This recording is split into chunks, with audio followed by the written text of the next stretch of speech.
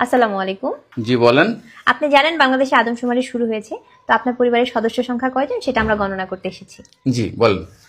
জি, আপনার নামটা? দিনমজুর। না মানে আপনার পেশা না, আপনার নাম। আমার নামই দিনমজুর। আপনি কি বিবাহিত? জি। কয় বছর হচ্ছে বিয়ে করেছেন? 1 বছর। আপনার কি বাচ্চা আছে? জি 2 জন, মানে আমি 2 বিয়ে করেছি। ও আচ্ছা। আপনার স্ত্রীর নাম? ছোটজন না বড়জন? বড়জন। কেয়ামত। কিয়ামত। আর ছোটজন? তুফান। ও তুফান। আপনার সন্তানের নাম? ছোটজনেরটা না বড়জনেরটা? কিয়ামত জনেরটা? ঝড়। ঝড়। আর তুফানেরটা? সিডর। সিডর। জি, আপনার মূল্যবান সময় দেওয়ার জন্য আপনাকে ধন্যবাদ। আর লাগবে না? না না না, আর কিছু লাগবে না। আর কিছু লাগলে নিয়ে যান। না না, তাহলে ভিতরে এসে চা খেয়ে যান। এখানে বেশিক্ষণ থাকলে সমস্যা আছে।